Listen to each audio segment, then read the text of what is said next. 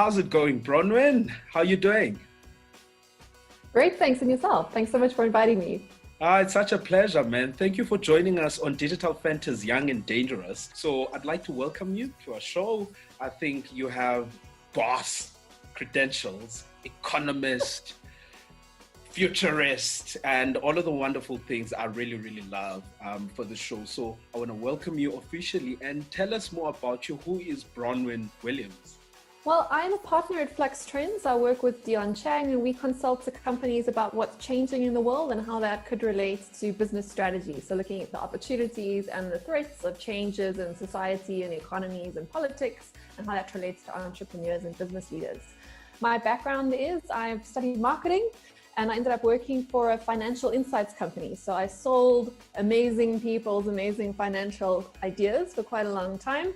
And of course, just being a generally curious person who's interested in everything. But around about the same time, I started freelancing, doing some writing and research for Dion and Flux. And generally, this sort of Flux Trends research has taken over my life, but it's also inspired me to go back to school. So in the last couple of years, I've picked up postgrad qualifications in future studies and economics, because I think that economics can teach us a lot of lessons about what happens in the world, about cause and effect and incentives that tend to drive a lot of our choices and decisions. I couldn't agree with you more. I think people are sleeping on economics, especially behavioral economics, because I always feel like when we can understand humanity, everything else is going to make sense, right? Yeah, exactly. I think that incentives are underrated, and that's what cause and effect is. And that's what economics really is. It's not about imposing a worldview on people. It's a social science about observing what is happening. And those are the levers. So if this, then what? That's the one side of economics, which just sort of leads you into futures and trends. And the other side of economics is looking at constraints and realizing that every choice we make has a trade-off. That's your basic, go back to those economic graphs of supply and demand, which seem very, very formal and very, very constraining. But all it really is saying is that every choice is a trade-off. If you spend more, even just time on one thing, it means you have less time for the next. And of course, when we start talking about sort of trade-offs, when it gets to money, people get very, very emotional about it. But it is just what it is. So we can accept these things and then learn how to make better decisions, or we can ignore them and think that we're quite smart when we really are operating quite often on a subconscious level, making choices based on what's easy, what's available, and what incentives are being provided to us. No, absolutely, man. Which is why I think personally, I love Rory Sutherland's work in this kind of sphere, where he talks about balancing logic and illogic. Let me put it like that, because sometimes you'll think something is not logical, but there's a rationale behind. So I quite like that stuff. Now, I look at your career, I look at you and I'm like, wow, futurist, I want to be that, and I'm trying to think back, what does a day in the life of a futurist look like? And I'd also like to find out more, what was that moment when you decided, actually, this is the way for me, this is the direction I'm going to take with my life. I just want to check for myself as well, if I've got that thing, So, yeah. Yeah, so sort of day in my life, as I said, we work at Flux with corporates. So a lot of our work is corporate foresight. So foresight is the more sort of like professional word for being a futurist. Futurism is just about helping people to understand what is likely to happen if current trends progress the way they're going, because a trend is just something that has a direction. It's a direction society is moving in, whether you're looking at markets, whether you're looking at sort of social changes, whatever that case may be.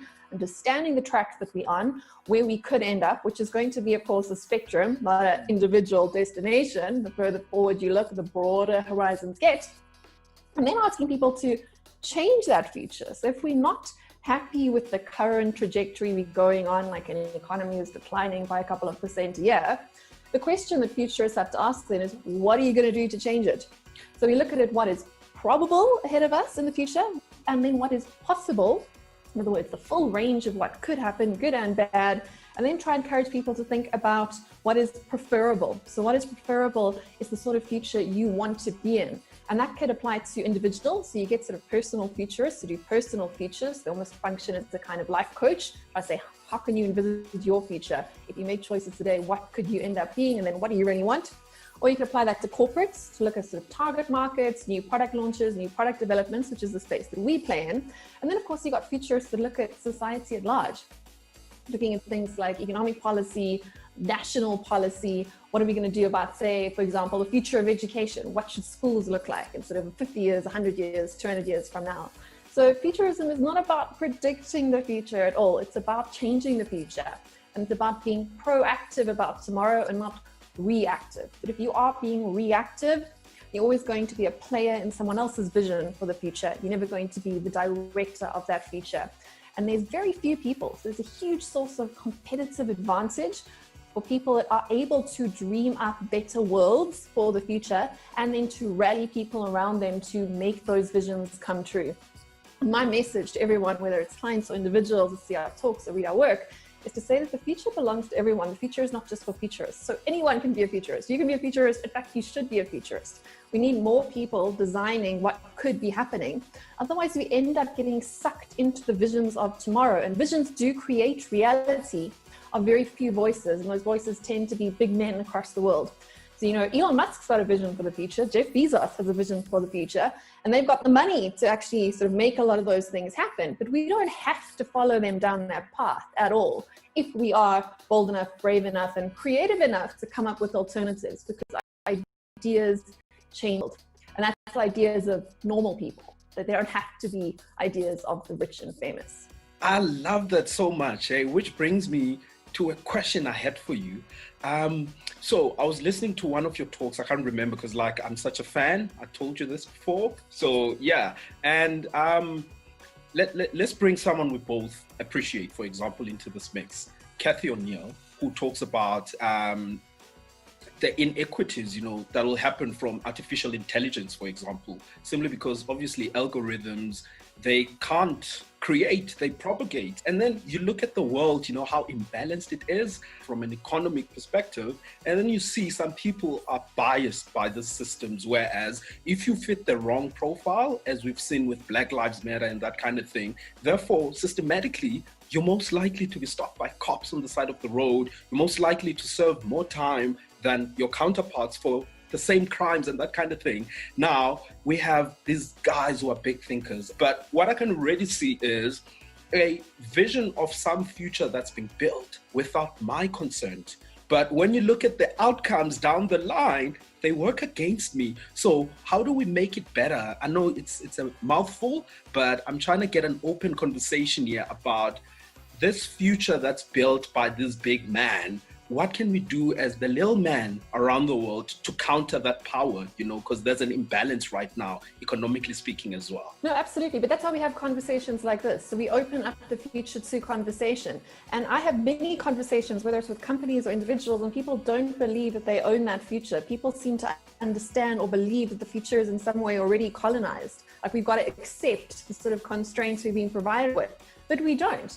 I mean, my favorite example here is because we are South Africans, we shouldn't throw too many stones at other people's glass houses, but still, we know America's politics is quite messy. And when you look at the American elections that are coming up, you've kind of got these two choices of these two elderly white men, which neither of them is really providing a valid view of the future that would excite me. I don't know about you. Maybe that's your jam, and maybe you think those two choices are great. But if you speak to Americans, they think I've got to pick this one or that one. And I'm in fact going to vote for this one just because I hate the other one more. They are operating the future with such a limited worldview because they're saying I have to choose this or that. They are just accepting the options that have been placed before them. Nobody is voting for what they want. They're just voting for what they don't want to happen, which is a small way to look at the future.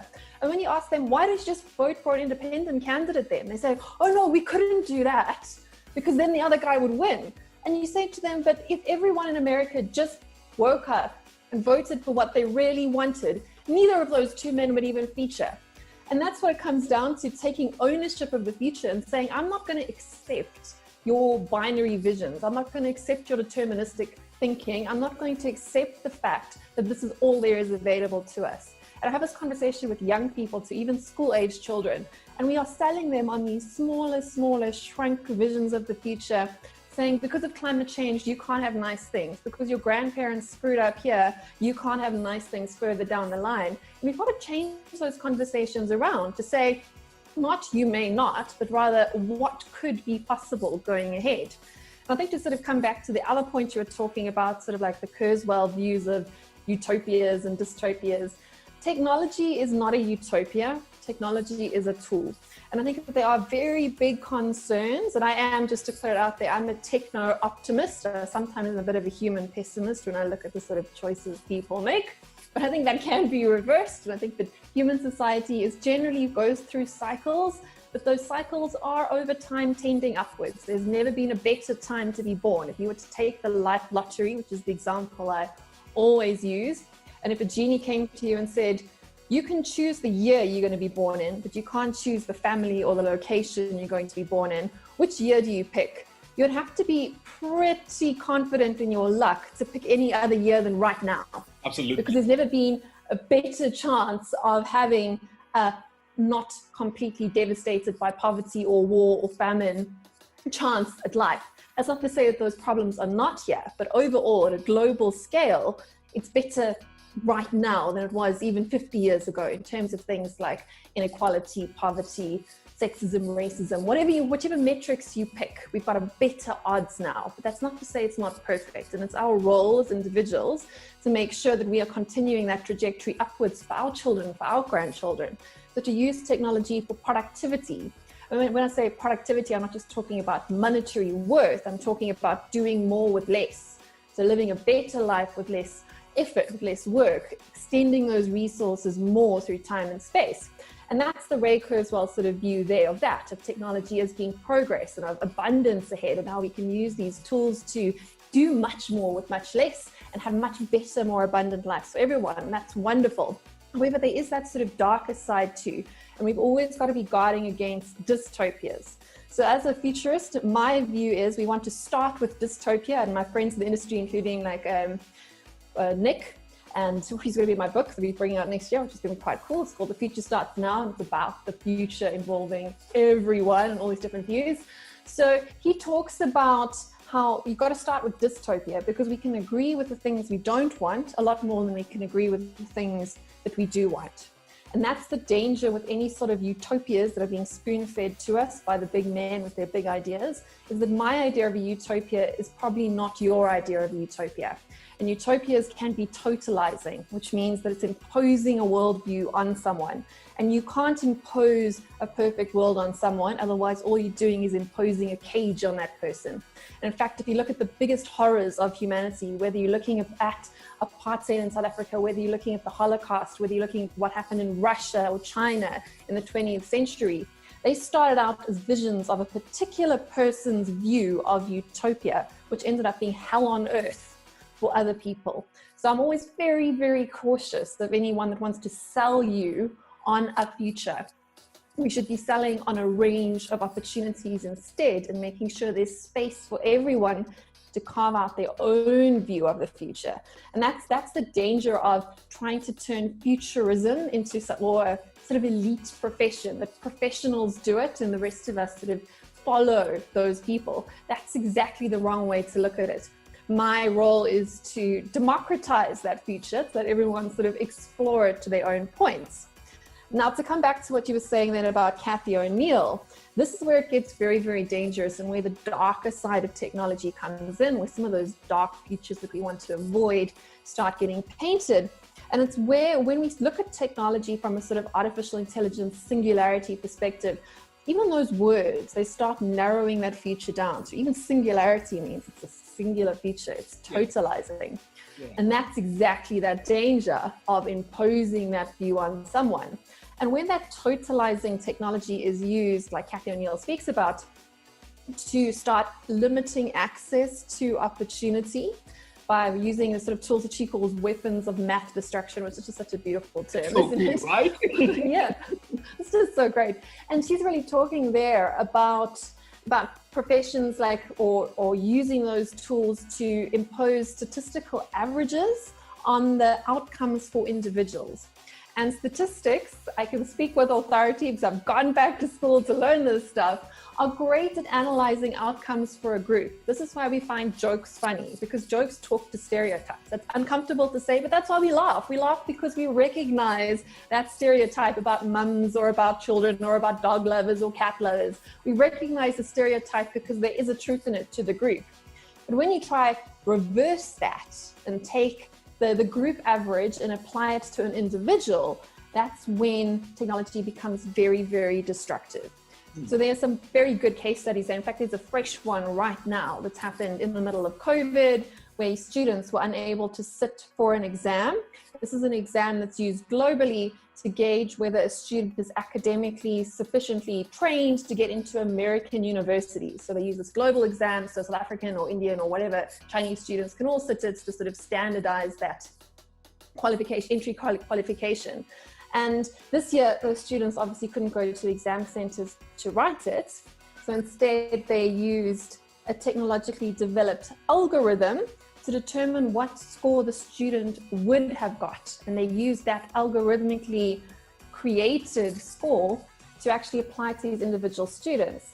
And of course, there were many students who found that had been A students throughout their lives that had excelled and so much better than their peers and were expecting to do very, very well on that exam and get into top American universities. And instead, the algorithm said, no, you only got like a B or a C, and ended up not being able to go to that university.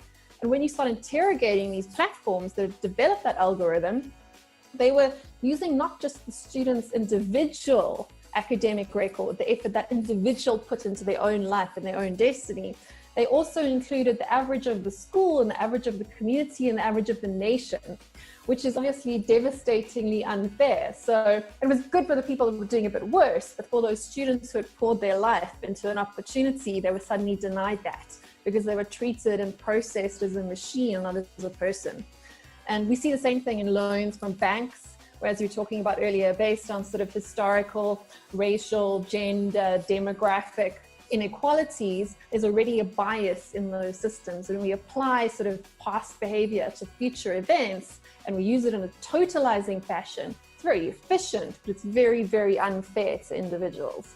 So yeah, those are the dark features we've got to avoid. The other thing I wanted to just gauge your thoughts on is, so you have these guys with these utopic visions, but for me, there's an underlying lack of faith in humanity's ability to actually champion their destinies. So if you think of the singularity, it's a future being built where machines have so much capability over us. And Ray says, for example, the only way we can keep up is by becoming machines ourselves and cyborgs and that kind of thing, uploading our consciousness to the internet, where we start becoming these crazy beings just to keep up and not become irrelevant to the machines. Now, I feel we have a beautiful earth. So I agree with the other school of thought. Instead of going and terraforming Mars, why not terraform Earth? We've got problems here already existing. Why not use this technology to solve for here rather than distant planets? So that's the kind of part I never really get about this. But then it makes me think very intentionally about transhumanism, which is another subject I think you like, because I want to know, is it really a bad idea to augment ourselves with artificial intelligence? Is it not part of evolution, for example? Only it's not biological, this time it's technological. So tell us about, please, for guys who may not be familiar with the term, I'd love to hear how you define transhumanism, and just tell us what thoughts are out there, what people are doing in that space. Yeah. Just before I carry on with that, just wanted to pick up on what you were saying earlier, about different views on whether it's a sort of singularity in machines or whatever the case is, or going to Mars or fixing things here on Earth. I think the question is not or, it's got to be and, because that's what it comes down to, sort of opening up that future. So we should be able to do all of those things. We shouldn't have to say, this is the future direction that we're going to. And that also points to my sort of views on transhumanism in general. Transhumanism, very loosely, is the sort of ideological sort of construct, this idea that we should, as human beings, use whatever resources we have available to us, be they technological knowledge, biological knowledge, even sort of biometric knowledge, to improve ourselves, our human bodies, to extend life and eradicate suffering. So it's a goal that you can't really disagree with, right? So they want to help us to live long and prosper, as they say, in Star Trek, right? That's exactly what they have. They have the Star Trek vision. So they are techno-utopians, very, very much so. They believe that we can use all these resources available to us to achieve those goals. The criticism of that sort of view ethically is that they tend to skew on the very utilitarian side of things. So utilitarian sort of ethics means the sort of greatest good for the greatest number of people, which tends to preference the group over the individual's choice. I tend to have a bit of an opposite bias. I tend to like individual choice, and collective kindness would be my general point of view there. I don't believe that we should have totalizing views or totalizing visions. And I think that the greater good isn't often all that great or all that good for actual individual human beings like you and I that have got to get up in the morning. But that's just sort of my general sort of ideological bias behind these things. Of course, could be different for many different people, and for many people, utilitarianism, that whole sort of eradicating suffering at any cost, even that means uploading your mind into a screen and discarding our human bodies altogether, is their life's work and passion that they're pushing towards. So the US presidential hopeful, his name is Zoltan, you can go look him up. He's one of those characters. I will look him up. Zoltan, yes, he's actually running for president, yes. Sounds like a character from a comic book, eh? He's quite the character, yes. I mean, his name is Zoltan. You can't make this stuff up. He's probably the world's most foremost transhumanist. So that's basically what transhumanism is. But there's several different sort of real scientific routes that are being used at this point to, further those goals of eradicating suffering and extending life. So on the biological sphere, we're starting to see things like gene editing. So that could be gene editing of live human beings like you and I, where you use a sort of epigenetics to improve our body by using technologies to boost our muscle capacity or our intellect or whatever. You've also got then genetic editing of embryos, which is where you start wading into ethical minefields about the differences between intelligent design and naturally selected evolution of human beings, which you were getting to earlier. And we can go back and touch on that, because I think there's some big issues there, particularly for the African continent in the global context.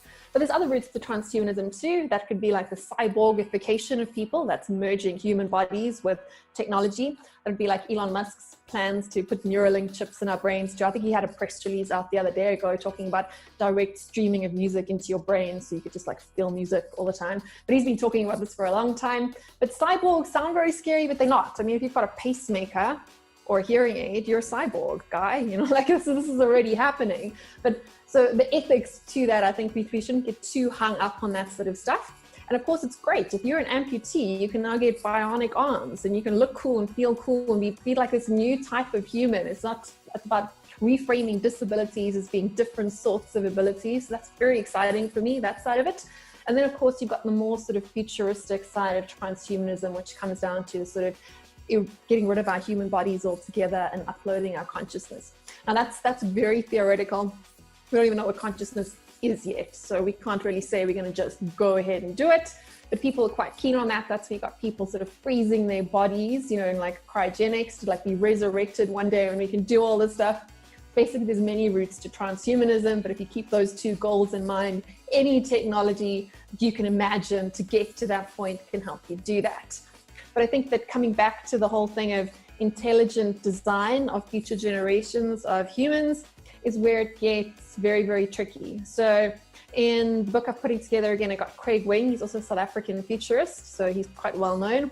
And he wrote a chapter for us on exactly this, or on how, as we start to sort of genetically edit our own embryos, we can perpetuate inequalities on a grand scale. We can start getting into the ethical minefields of things like eugenics, which is deliberate sort of breeding out of what people consider to be defective forms of humanity. So we've already got controversies around places like Iceland who discourage people with Down syndrome from being born at all. So the government's like, please, you've got to abort those babies if you're pregnant with that.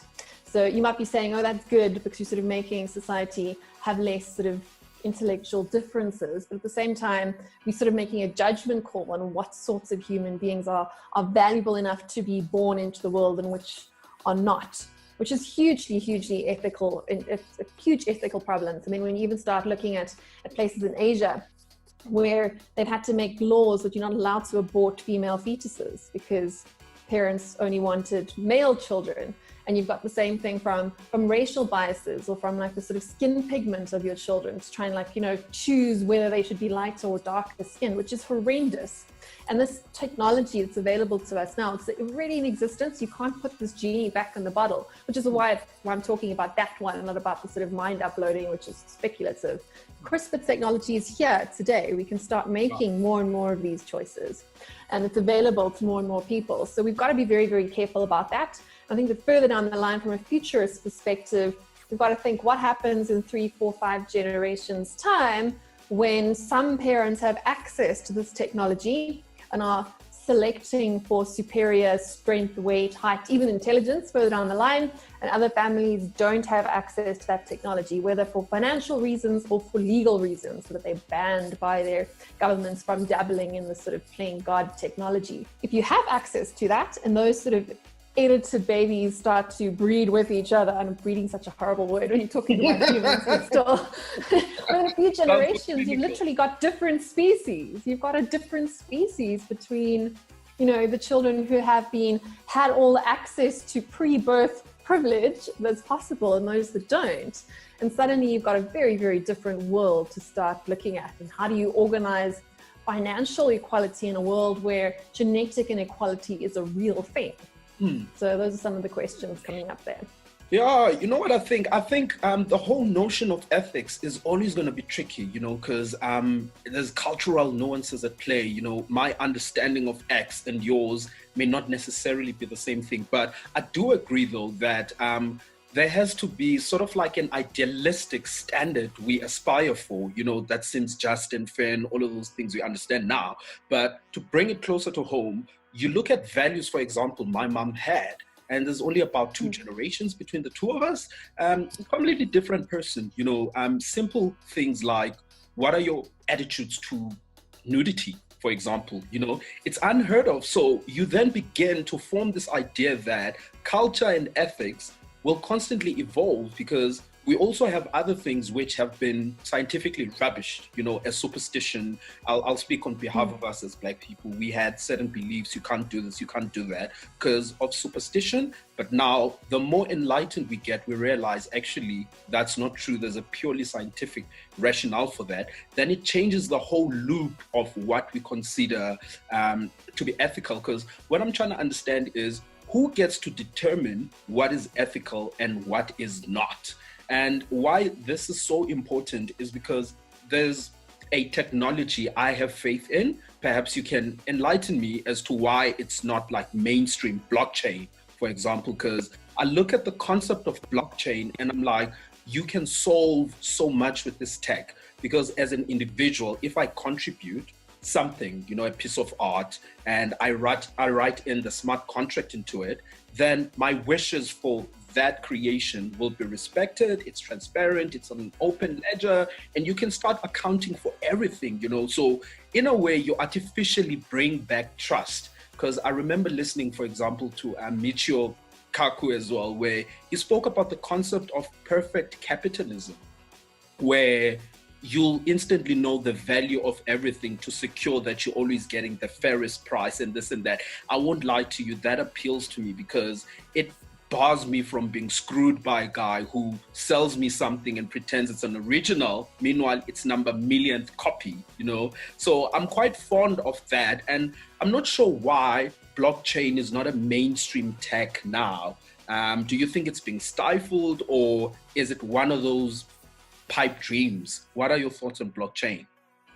Well, I think that there's blockchain and there's blockchain. I think that's one way to answer that. But I think that the issue with blockchain is, for a lot of those things that you're speaking about, is that it's still a garbage in, garbage out system, like computer stuff. Like, there's a great example here in Africa, in Ghana, where they actually had like a blockchain register for land title deeds. So they're saying, like, once your property is registered on this blockchain, you know, that's proof that you own that piece of land. You think that solves so many of Africa's problems. Like, we gave title deeds to all people in the rural areas, they've got access to that property and they're able to use it for collateral at the bank and all the rest of it. Now, that's great, except you got to think about the fact that a human's got to input that data into that blockchain database. And if that human is corrupt or has paid a bribe, suddenly all this communal land belongs to one guy because he knew how the blockchain worked. I mean, this is human nature. So you just got to be very, very careful about the fact that there's still inputs and outputs, and that's the limitation of any blockchain. The on-ramps and off-ramps are still human. They're still attaching to wealth. The exception to that would be cryptocurrencies themselves, which are native of the blockchain and have been developed out of that system. So they haven't been imposed into the system. They've rather grown out of it, which is quite different. That's why the Bitcoin system is so unique. It was the first thing to use. A lot of people sort of miss that point, because Bitcoin is not just the currency, it's also the technology was designed to give that currency wealth, and it works together in a feedback loop. So you can't really separate the blockchain from the Bitcoin. They have to work together. The one creates the wealth, the other confirms that that wealth does in fact belong to certain people. So that's the one side. At the same time, blockchain is a concept about democratizing trust and about outsourcing a lot of those middlemen components from it. Does have huge scope for creating new industries and for putting up more efficiencies. So I think that that sort of technology but it doesn't even have to be a blockchain per se. You could do this with a distributed ledger that's not a blockchain distributed ledger for a lot of those sort of trust removing, inefficiency removing concepts. So that would be my sort of broad picture view on that. But I think that in terms of democratizing access to prices, access to knowledge of who owns things, and access of flows of information to cut down on things like corruption, graft, money laundering, all those little places where people are able to get their fingers in the cookie jar and take wealth out of the system. Those systems, those sorts of systems, whether it's a blockchain or it's a different form of trust-based or trust-replacing digital technology, can have a lot of good for society. From a futures perspective, if you're looking for sort of like the next big thing, I do think that one of the most interesting aspects that is, or societies, or call it a society, and a sort of business community that's growing up around that space, would be what's happening in the NFT market. So that's non-fungible tokens. So I'm not sure if you or your listeners are familiar with that, but that's sort of assigning a digital share certificate to a unique asset. So non-fungible just means that it's an asset that's not replicable. So cash is fungible because one rand is the same as another rand. So currencies don't fall under that sort of definition. But non-fungible items would be like a cow, or it would be you, or it would be me, or it would be a piece of digital art, or a piece of real art, or a chair or a car, a single unique thing. And these tokens essentially allow us to start attaching ownership, fractional ownership, to individual things.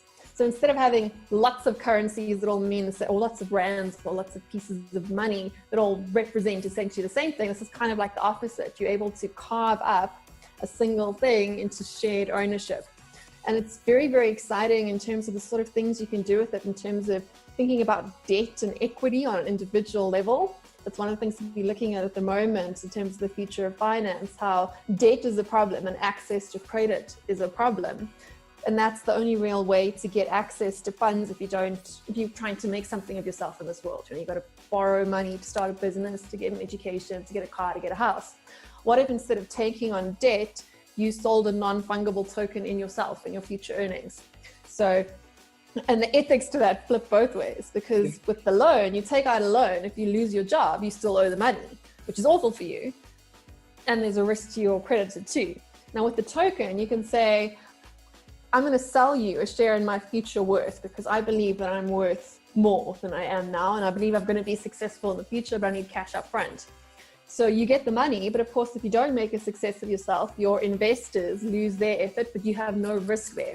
On the other hand, you're essentially selling unlimited upside in your life, which means if you end up even being more successful than you anticipated, you end up working for other people, So it's just a different way of thinking about that. But the potential to have an equity-based financial system rather than a credit-based financial system is, I think, completely huge.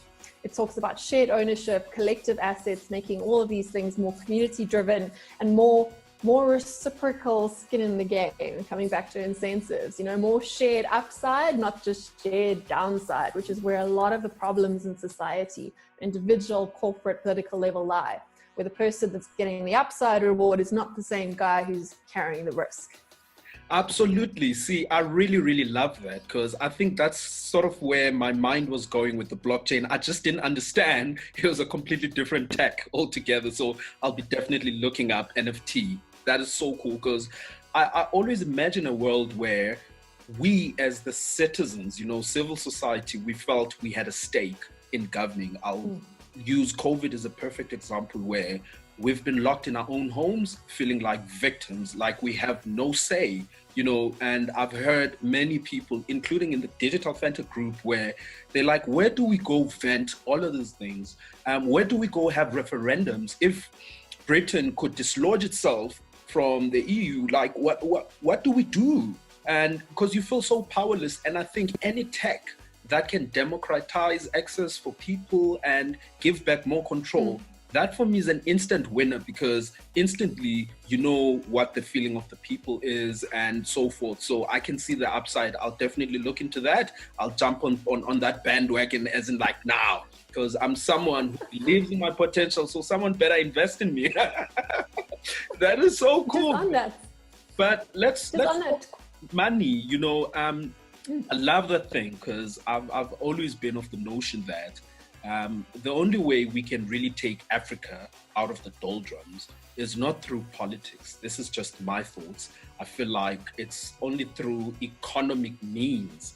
And I read a very disturbing article recently where we find there's a lot of innovation happening on the continent, but people from the continent are struggling to get funded. And this innovation is brought in by outsiders who may not have the back knowledge of nuances. For example, Vodacom struck it lucky with M-Pesa in East Africa, but those guys were doing it. They just needed someone to formalize it. I'm trying to understand, how do we get the concept of money right? Because I hear there's a lot of stuff happening in fintech in Africa, and I'm praying we solve our problems through the economy because I think China's given us the blueprint. So what are your thoughts on the future of money and how we can emancipate ourselves as African people, irrespective of what skin pigment you have? The fact that you are on this continent, you have to live here, what role does future money play? And like you were saying, attaching it now to real things, meaningful things, not debt. Yeah, exactly. I mean, an equity-based future just sounds better than debt-based future, doesn't it? And I think that there's a big lesson to be learned there. I mean, like America's economy is edificed on debt at the moment. And they have an advantage. I mean, I'm going to use a bit of sort of economic terms there in terms of the fact that they are the world's reserve currency. They have privileges that are not available to the rest of us. And I've tried to write about this so people get very sort of emotional about these things. But the reality is America's currency as the reserve currency is enforced by very big guns and very big sums of money, which means they can get away with stuff other nations can't because we are forced to believe in the worth of the dollar. They are not forced to believe in the worth of the rand at all. They can just say, no, your currency is not worth what mine is, but we don't have a choice because if they have the sort of debt end of the side of things, and that's the sort of currency that everything is valued in according to the world, we're at a disadvantage there. So we are constrained by different realities that we have to work with. At the same time, money is just a social construct. It is a narrative that we believe in. This also makes people feel quite uncomfortable. But the fact of the matter is no money has intrinsic worth anymore. We don't have a gold reserve backed international monetary system. We have a credit backed system, which means that every piece of money is only valuable because we all agree it is. Because we've all decided it's got value, it has value. So that's a bit scary, but at the same time, it also means that we can change these systems if they're not working for us. And we can decide what sort of systems we back, which systems we use, if our governments, of course, decide to do that. Because what does give a currency tangible value is the fact that taxes have to be paid in a particular currency. So you might say that Bitcoin's worth great things, but if SARS comes and says, you got to pay taxes in rands, you have to use rands. There's sort of like, there's a belief there in terms of which currency system we have to use, but it's enforced by government. That's how government fits into the sort of monetary systems we have. It gets more exciting when you've kind of got your private currencies that are starting to have massive real value that people are believing in. When people start believing in these things, they have value. And that's how Bitcoin has become, bigger than many, many nations worth of economies, because enough people believe in these systems, we can start working with them.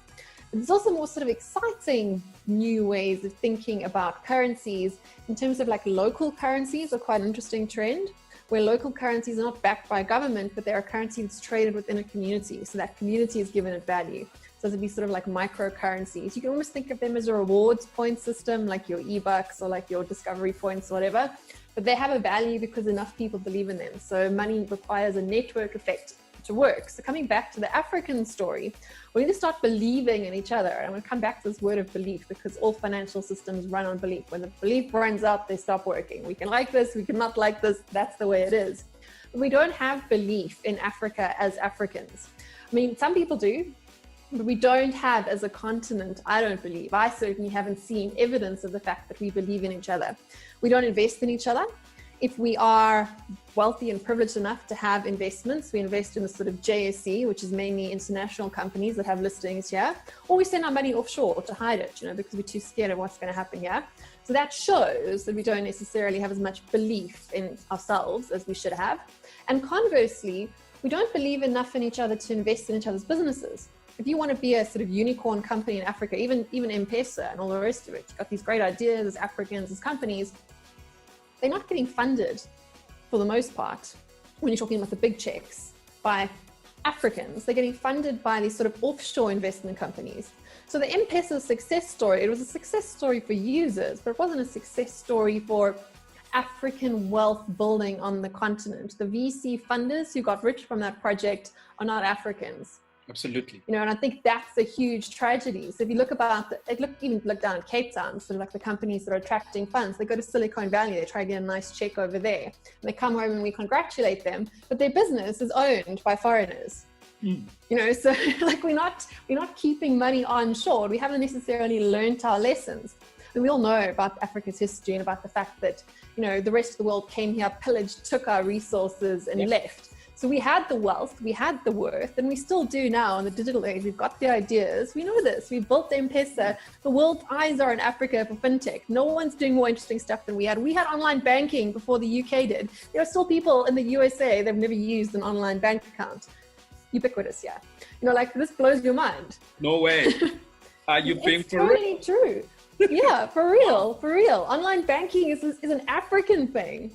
Like even in the UK now, it takes longer to open an online bank account than it does here. But the point is that we're still allowing too much of our worth to go off our continent because we have not built necessarily an internal economy, an internal sustainable economy. So we have a sort of like weird thing in Africa, and in fact in South Africa too, where we sort of export real wealth and real ideas and our raw materials, and then we pay those same people that we've exported to re-import manufactured goods, so we're basically exporting the profit margin. And that's not how you build sort of sustainable wealth. So I think to answer your question very shortly, we need to build resilient local economies that are self-sustaining, and we need to make sure we're closing the loops to make sure wealth is not being siphoned off into the American stock market where it can be inflated forever because they can just print more money. They can keep on printing money and increase their wealth at our cost. This is what's happening. It is happening, right? This is what's happening. Yeah. Every time sort of Donald Trump or the Federal Reserve prints more dollars, we get poorer as Africans because we have to believe their dollar's still worth the dollar. But if we try to do the same thing, they just say you've inflated your currency. It's not worth as much anymore. That's a sort of short story. But and you're right. I mean, you touch a very... For me, it's a subject that's really close to my heart. Something people loosely call neo-colonialism, where we don't own the systems and we have this infantile complex where we still need these big boys from foreign lands to determine, what the worth of a product is. And that for me is a fundamental problem that can be solved with a thinking. I think you've raised powerful points about believing in our people first and foremost and taking a gamble on our guys, because why should it be a Peter Diamandis? I mean, I once saw a can, first of all, it was an interesting talk about innovation, where they found in a corporatized structure, the bigger you grow, the heavier you become and you suffocate. Yeah. But when you look at complexity from a social perspective, where there's scarcity, innovation takes a different approach because there it thrives because it's a do or die setup. You have to innovate or nothing. It's like deciding spaza shops will be banks for the M-Pesa kind of system, because there was a need there. So it born these technologies. Now, the problem that I have, hence I was saying, I'm trying to understand, how do we get to a point, like practical steps? This is advice. If you've got the answer, please share. If you don't, not, but where do we begin to feel like we can start connecting the continent to itself? Because I'm sure we have enough resources here that the Dangotes of this world could take a gamble on the continent, from the tax revenues we raise. What sort of new thinking are you seeing in the world from perhaps states playing a much more,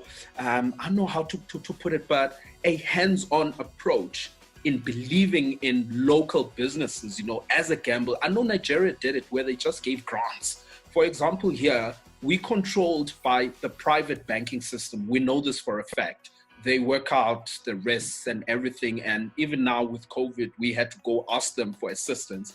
But are there any governments in the world that are approaching this whole thing of equity differently, where it's much more localized? There's belief in the system and people have been given the power to actually build themselves. Yeah, so I'll start by answering that from sort of an African ecosystem point of view. I think the African Union and those sorts of ideas about breaking down trade barriers within the continent are a good place to start. Let's just put it in perspective. Africa is the future. The rest of the world is aging. They're aging and frail. And this is why they have to resort to things like universal basic incomes, because they're basically becoming retirement homes where you've got pension-based people that are too old to be productive in the economies, and they're aging. I mean, this is what's happening in Europe and China even. China is already getting old now, and it's not necessarily, as much as you think it's a success story, it might not have got rich enough before it got old. China had to get rich quick. It had to make use of their demographic dividend. And that's the mirror I want to shine back on Africa. Because by 2050, 1 in 4 people is going to be African. By the end of the century, 1 in 3 people in the world is going to be African. Africa is literally the future. You got to deal with that. Whether you're America, whether you're China, whether you're Europe, this is where the people are going to be. Everyone else has got these declining populations and declining birth rates. Their countries will run out of people eventually unless you've got African immigrants coming in. So that's both an advantage and a disadvantage, because if you are poor and unproductive when you have lots of young people, that's a recipe for social conflict. However, if you are productive and energetic and you apply that youth, you get rich quick. And that's what happened to China. So China's done that well. India's not done it as well. India has their demographic dividend open now. From where I sit, I don't see India getting as rich as China got rich at that same window. So as Africa, that's my sort of warning and opportunity to the continent. We've got 1 generation to get this right and to ride this wave when we have youth on our side and we have a huge productive population. And we have to get the right things on point, and we need money to do this. So the more money we can keep on continent, the less we waste by buying consumer goods from external companies, the more we start making our own things. And I think that's a key word for Africa, is to start being makers again, not just being exporters and importers. We sort of have the raw materials, then the value creation goes offshore, and then we pay for all that value creation to come back onshore, and we kind of lose twice. We've got to close those loops. We've got to create our own communities. It starts with individuals supporting local businesses, not being ashamed of supporting local businesses, but being proud of that. And I think that's starting to change from a trend analyst perspective. Looking back 10 years, people are like, oh, we don't want South African stuff, we want international stuff. But there has been, for real reasons and also for sort of ethical, personal reasons, there's more of a pride in African-made product, which is fantastic. But it's also been, those trends have been accelerated by things like COVID that help us to realize that international supply chains are not very resilient in times of crisis. They might be efficient, but they're not resilient. This has woken up a lot of businesses, small and big, to the value of having onshore supply chains that can't be shut down if China shuts down, if America shuts down, all the rest of it. So it's very good financial incentives, not just ethical incentives, to invest in fully functional, vertically integrated supply chains. And we can learn lessons from China there too. Because as much as China has got rich, they got rich on America's money. They did not get rich on their own. So if the trade wars happen, those businesses are in huge trouble. So those sort of lessons that we can learn as a constant. But if we can support our own businesses and become more makers and less sort of like purchasers of goods, so try to get out of the consumption mindset and into the production mindset, which is something we can absolutely do. And that solves a lot of our problems, including like the unemployment and all the rest of it. I think it starts at school level, teaching children to be makers and not to be sort of job takers. So I thought there was a young girl that I actually saw an interview of her, and she was saying, when I grow up, I want to be a job maker. I don't want to be a job taker. And I thought that was such a powerful message to teach children. So like we send children to school for 12 years and they get out of it and they can't find a job. Why aren't we using those 12 years to teach them how to make their own business? We're like just changing our mindset. Of course, if you spend 12 years teaching a young person and telling them that when you finish school, you've got one job, and that is to not have to find a job. Imagine the message, how that would change. Suddenly you don't have unemployed people. You've got a whole generation of entrepreneurs. They might be micro entrepreneurs, they might be macro entrepreneurs, but isn't that a more exciting vision than telling children, you're going to go to school and you've got to go beg someone for a salary? That's the mindset we've got to get past. Yeah, which means the whole entire education system, everyone agrees on this, needs to be overhauled. We can't still be strung on a system that was built to create factory workers, because that's the model we have. And it's been like that since forever. Even the times, I've been thinking a lot because I've got two little ones at home and I'm having to teach now.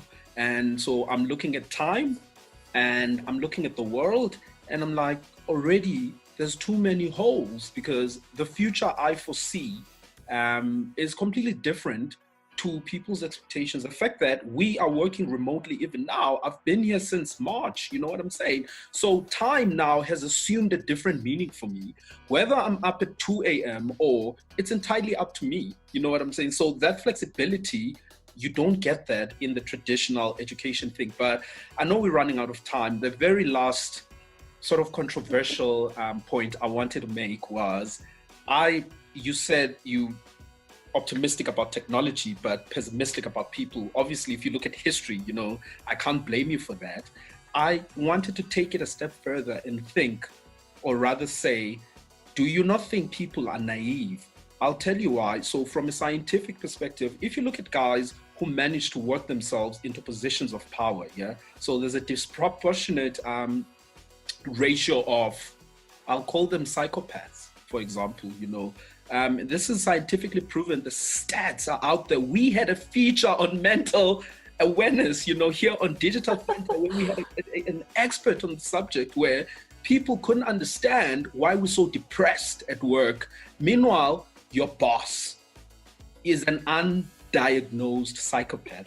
Now, from a population perspective, there's only about 2% occurrence of clinical psychopathy.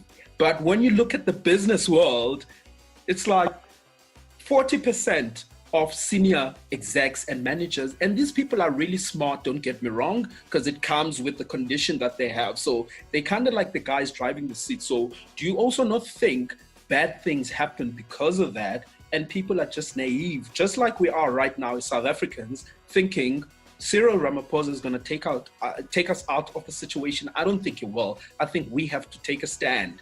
And that for me is me excluding myself from human naivety. What are your thoughts as a last shot? Because I'm trying to understand your pessimism, where it's stemming from.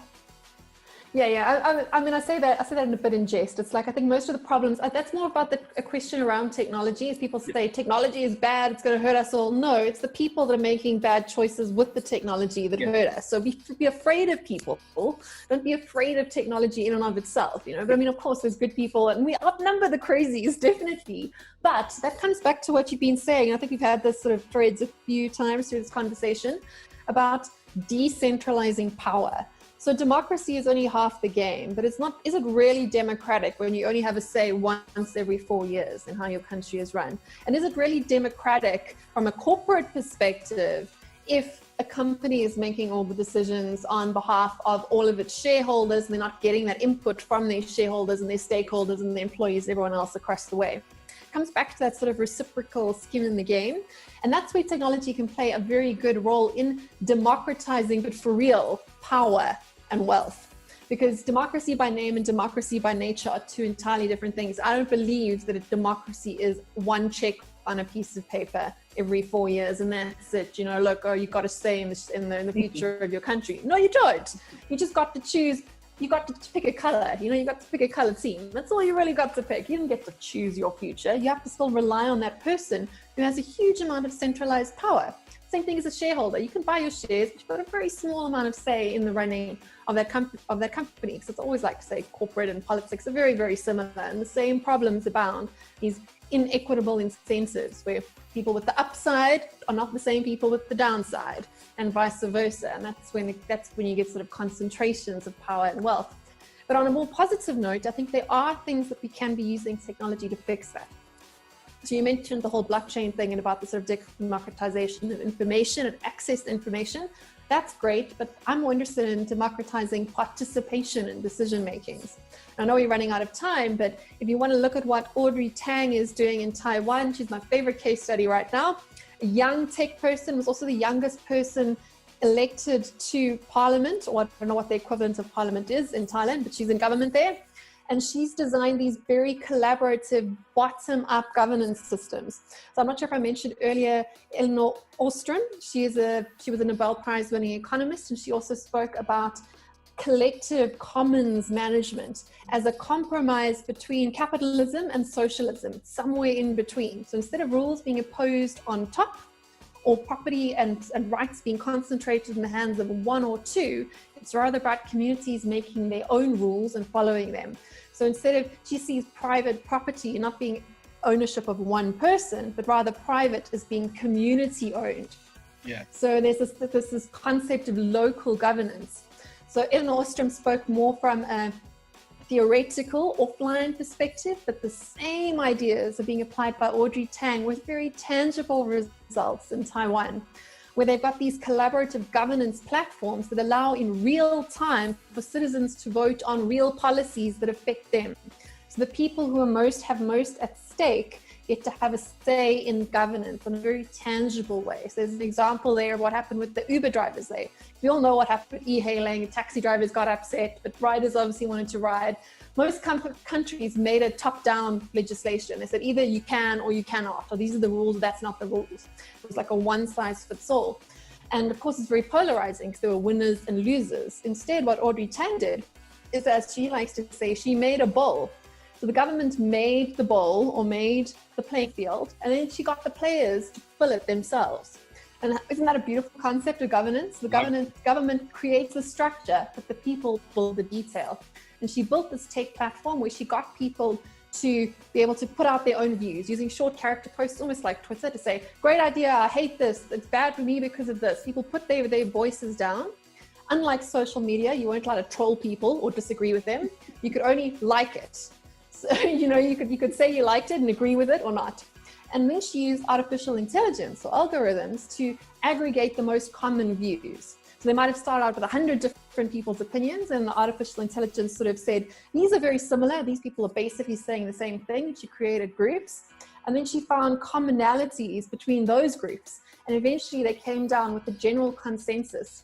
Because that's where a lot of arguments come from, right? It's because there's winners and losers, not about finding what would be okay for both of us. We can both agree on this and both disagree on that.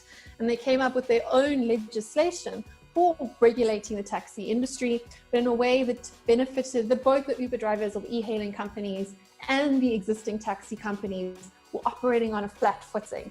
So they managed to find consensus by using technology to bring the best out of people, not the worst, which I think is hugely exciting when you start applying these ideas of collaborative commons to the best of capitalism, because capitalism is great for growing the pie, and the best of socialism, which is more about sort of distributing that equity amongst more of us. So I think that there's much more room to close off for in the future of and, rather than looking at that little word or again. So that's where things get quite exciting. Thank you so much. Really, this has been very illuminating. And my biggest takeout, and Doesn't have to be either or. It's not a zero-sum game. You know, we all can be winners if we collaborate. Thank you so much. You're such a dangerous person. I couldn't have picked a better guest for the show. And thank you for your time. And I bet you our viewers are gonna love this episode. And so if you get a spike in your LinkedIn ads, I'm taking credit for that. We'll talk about the equity later on, yeah? But thank you so much. Yeah. Reciprocal. and. Yeah. Wishing you a great, I'm closely watching your career as well, wishing you great things. If you have any parting short last words, that is fine. But otherwise, I'm so happy about this dangerous chat we just had. Thank you so much. Thank you so much for inviting me. It's always fun to talk about these dangerous ideas, right? Yes, absolutely. Thank you, Bron. Cheers. Cheers.